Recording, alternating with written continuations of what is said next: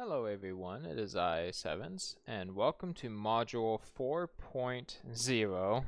Man, 4 of these. Well, not really 4 of these. 4.0 Liquids, inspired by a comment I got. This module series will tackle each liquid with 2 parts per liquid. The reason is so that I can give you guys my basic gist on how valuable the liquid is and what you can do with it in the first part of it. And then the second part will be a more kind of sort of pseudoscience-y kind of perspective on how, the real use of each liquid.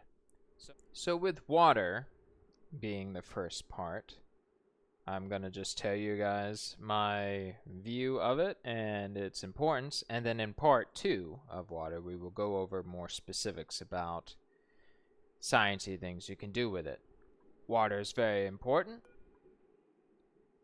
It's important to consider the temperature of the water.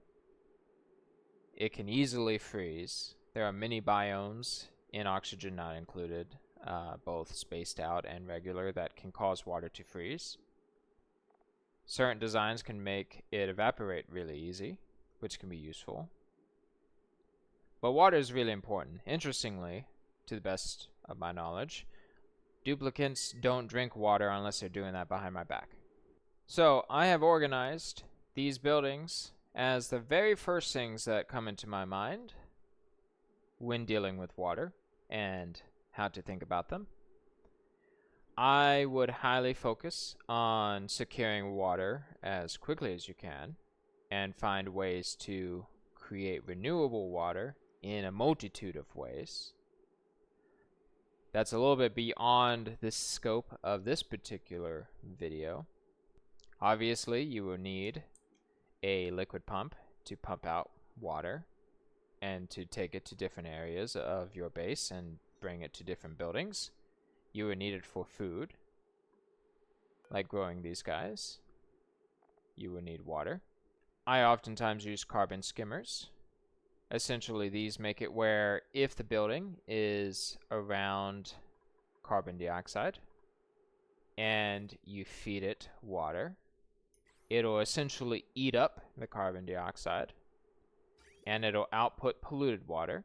Hello, this is VoiceOver 7s. Right here I'm talking about the electrolyzer, which is used in SPOM setups when combined with tiles and gas pumps and using water to create oxygen.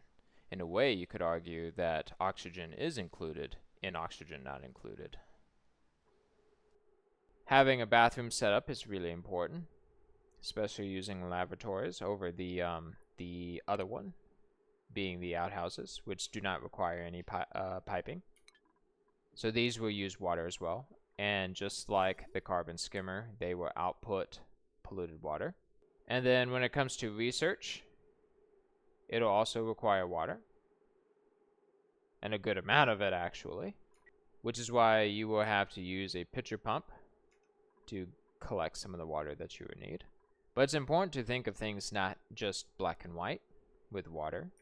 For example, if you do not have immediate access to water, you can use a water sieve to take polluted water and turn it into water. However, doing so does require a filtration medium, although the data doesn't say right here a filtration medium. You can use sand, which is quite popular. Ah, there you go. It says right there. Produces clean water from polluted water using sand. It does produce polluted dirt, so keep that in mind. But you can use that for something else. So water sieves are really useful. One thing I didn't know very early on in the game is you can pump in down in here polluted water, and yes, it'll turn it into regular water. But also if this pipe brings in regular water, that's fine. That's not an issue. You can send in regular water and output that same regular water. So if this pipe does include both polluted and regular water, that's not a problem. Another option, if you do not have polluted water to turn into regular water, is to use a desalinator, which removes salt from brine or salt water, producing water. This is quite powerful and quite useful. It does require a duplicate to come and mess around with it every so often, but you will still end up with water at the end of the day. In oxygen not included, there's a lot of geysers and a lot of vents. These can be quite useful, but there's some that I want to point out in terms of trying to help you figure out your water solution and what you can do with it. The easiest ones would be the ones like the cool salt slush geyser.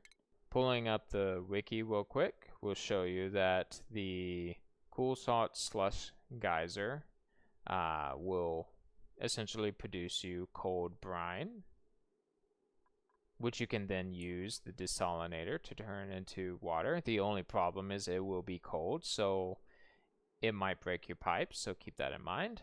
Consider warming it up and checking out my module on heat and temperature and cooling to use the coolness of the cool salt slush geyser for something else. Another option is the cool slush geyser, which will output polluted water instead of the one mentioned before. This can be useful as well, but it'll also come out at a very cold temperature, so keep that in mind. Another one that I like is the saltwater geyser, which can also go into the desalinator, but this time it comes out at a pretty high temperature. This means you have to be extra careful with that as well. And then there's the water geyser, but you know, this one also works. It'll give you straight water.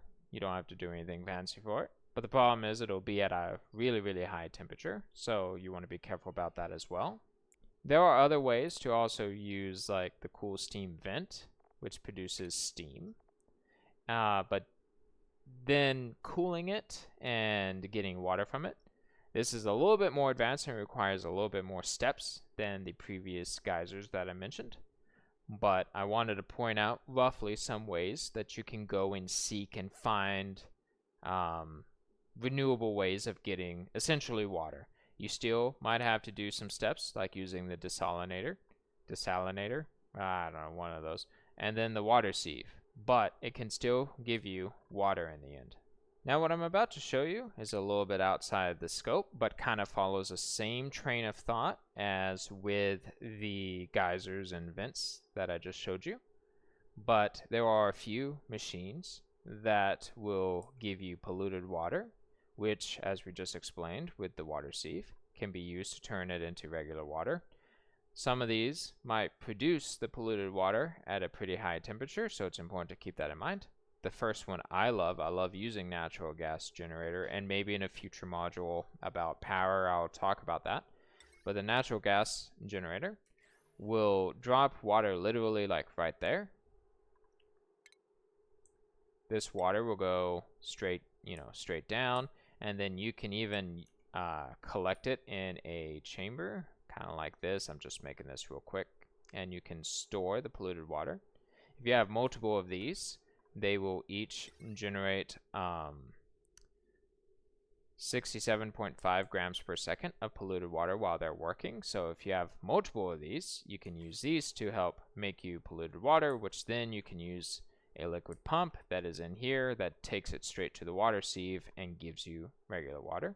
Another option is the petroleum generator right here, which will give you 750 grams per second of polluted water compared to the 67. Petroleum generators do tend to run hot, and there's a lot of nuances to them, as well as, the natural gas. Just my opinion, I prefer the natural gas when starting out, but both of these can get you polluted water that can turn into regular water, which then can be used for anything else. To wrap up, I'm going to just tell you what I mainly focus on at the beginning of a colony, subjectively, and then in part 2 of water, we will go over some more like practical things within my base to specifically show you guys this. I like to really focus on feeding plants water, or watering plants, I guess would be a better way to say that, and then creating oxygen. But I really like focusing very first for my colony. When the first time I can build it is at least the lavatory and the sink, but also the shower. These can help you turn water into polluted water, which then can go into the water sieve and turn it back into water. They're very powerful, relatively speaking. There's obviously way more powerful things, but they're powerful at the beginning in that you can use water, use these, turn it back, use them again. And then research is very important. So I would say at the very, very beginning, food, bathrooms, research. Then moving on quickly, because you're going to probably start running out of oxygen after a while, creating a SPOM, which essentially is a self-powered oxygen machine, which uses an electrolyzer, which uses water. Personally, I also use water skimmers to keep CO2 down, but that's how I would focus my colony. And so that kind of wraps it up with water as a basic thing. I will go into more depth, like I said, in part 2 of water, but this is just a rough picture of it. If you guys have any other questions, let me know. I can always create future parts if there's certain things that I've missed, especially with some of these things that are kind of on the verge of being a little sciencey. I'm trying to keep it simple, but I'll see you guys in the next one.